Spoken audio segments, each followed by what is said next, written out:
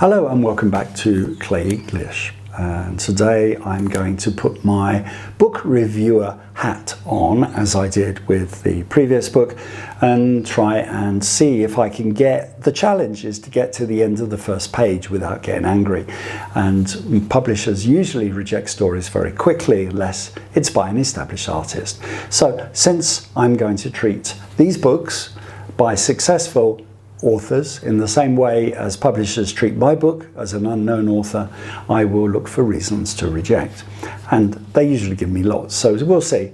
So Fourth Wing, on the cover it says graduate or die. Okay, it could be tongue-in-cheek, it could be sarcastic, you know, that's a challenge, you know, okay. Chapter 1, Conscription Day. Oh dear. Conscription is one of the most hated words in the English language, primarily because it means to force people to join the army, whether they want to or not. And while I'm a pacifist, I believe that people should have the choice, not be forced into a particular career, and particularly in the army. And conscription is something that is usually introduced by governments in times of war, when everybody is needed, usually men of course, to fight in the army. And as such, you don't have a choice. If you're of the right age, then you are forced to join the army, and that's conscription. And I would rather go to prison than join the army, and there are no doubt many other people who feel the same. And clearly people who are forced to do something are not going to be so cooperative, so willing as those who choose to go in the army, and there are many who like going in the army regardless of the likely outcome of the job. So starting a book with Conscription Day is getting me on the back foot already. This is not something I want to know about. So let's try and finish the first sentence. Conscription Day is always. Okay, I hate the word always, even in 5-year-old language, because it means there's no choice. It means it's always true, and there's nothing in life which is always true. Most things are usually true. You know, I hate it when people say, all men are this, all women are that. It's like, no, well, I'm not.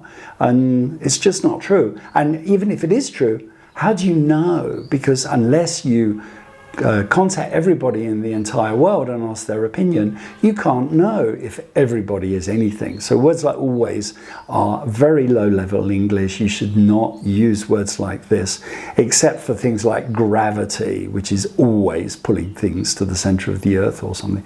It's just not true. Okay, Conscription Day is always the deadliest. Okay, well, I mean, this may be true in this story, but since conscription is about forcing people to join the army, it's unlikely to be as deadly as actually fighting. The fact that it's talking about dying and deadly, and I hate violence, I hate anything to do with war, or because it's just not interesting to write stories about it, and I like happy stories, happy endings. I don't mind if it's full of vicissitudes, but it needs to end on a happy note, and you don't want everyone dying, or most of the characters dying is not a cheerful story. And so this sentence is really alienating me. I hate the concept, fundamentally opposed to the concept of conscription. I dislike the use of the word always, even if it's accurate in this fantasy world that's created by this author. And deadliest means a lot of people are going to die. I really don't think this is something I want to know anything about. But I will try and hang on to the second sentence, so see if it gets better. Maybe that's why the sunrise is especially beautiful this morning, because I know it might be my last. Okay, so the protagonist is at risk of being killed right at the beginning of the story, in which case this is an awfully long funeral book.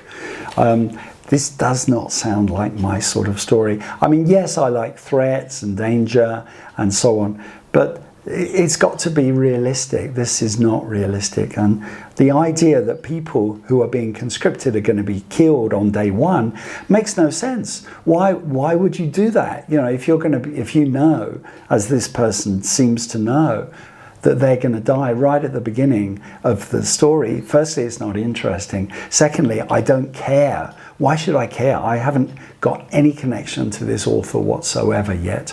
This protagonist. So it's just hopeless. This is just an appalling start. Why should I read it? If they're going to die by the end of the first page, what's the other 300 pages for? Anyway. Telling you that she's not going to die. Obviously. I tighten the straps of my heavy canvas rucksack and trudge up the wide staircase of the stone fortress I call home. Oh dear. Well, trudge is a word which implies unwillingness. Now, if she's really enjoying being in this situation, which is like, why would anyone, then you wouldn't use words like trudge. You might say apprehensive or take it easy, you know, sort of. I don't know. My chest heaves with exertion, my lungs burning by the time I reach the stone corridor leading to General Soringal's office. This is what 6 months of intense physical training has given me, the ability to barely climb 6 flights of stairs with a 30-pound pack. Well, she's obviously not suited to the job, you know, and this is the problem with conscription, is you're forcing unsuitable people to do jobs which highly trained people need to do. And it doesn't make sense. I mean, they're just going to be cannon fodder. They're just going to be murdered wastefully. I mean, what is the point? You know, these people are going to be needed to rebuild the country after the war ends. So you really aren't going to get any benefit out of people that are forced to do this. And she's just walking up a stairway and she's already exhausted. This just shows how unsuitable she is. And she shouldn't be in the army, you know, or she shouldn't be carrying 30-pound packs. It's just not an appropriate use of humanity. And that's the case for most people. And obviously we discover later she is particularly vertically challenged and other things, making her even less suitable for the role that she's forced into. But I won't get ahead of that. That's not my area. But the whole purpose of this story is to get you feeling sorry for this person, and I don't.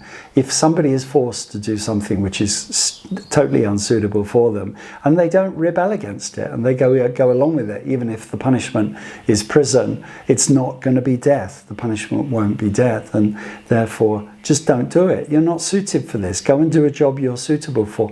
Go and do a job you're want for. I really don't like this person. I don't want to know them. They are not the sort of person I could associate with, I'm afraid. So goodbye, Fourth Wing. Another heap of rubbish. Don't buy it.